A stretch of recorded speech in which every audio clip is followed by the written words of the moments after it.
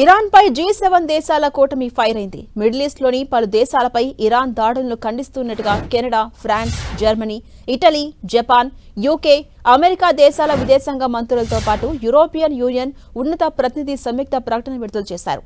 Middle east లోని పలు దేశాల్లో పౌరులు, కీలక మౌలిక సదుపాయాలపై ఇరాన్ దాడులు చేయడంపై మండిపడింది. ఇరాన్ చేస్తున్న దాడులతో ఇబ్బందులు పడుతున్న ప్రాంతీయ భాగస్వామ్య దేశాలకు సంపూర్ణ మద్దతు ప్రకటిస్తున్నట్టు G7 దేశాలు పేర్కొన్నాయి.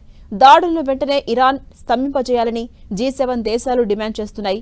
Bahrain, Kuwait, Oman, Qatar, Saudi Arabia, UAE, Jordan, ఇరాక్లోని పౌరులు, ఇంధన మౌలిక సదుపాయాలపై ఇరాన్ నిర్లక్ష్యపూరిత దాడులు చేస్తున్నట్టుగా ఆగ్రహాన్ని వ్యక్తం చేశాయి. ఇరాన్ చర్యలు కేవలం లక్షిత దేశాలకే కాకుండా ప్రాంతీయ, ప్రపంచ భద్రతకు కూడా పెనుముప్పుగా పరిణమిస్తున్నాయంటూ ఆందోళన వ్యక్తం చేసింది.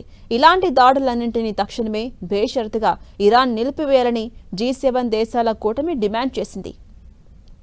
ఇక హార్మోజ్ జలసంధి వంటి కీలక సముద్ర మార్గాల భద్రత ఎంతో ముఖ్యమని G7 దేశాల తలపై ప్రపంచ సరఫరా వ్యవస్థల పరిరక్షణ చాలా ముఖ్యమని, లేకుంటే ప్రపంచం మొత్తం తీవ్ర ఇబ్బందులు పడుతుందని వెల్లడించాయి. ఇరాన్ ఎప్పటికీ అణ్వాయుధాన్ని పొందకూడదని G7 కూటమి పునరుద్ఘాటించింది.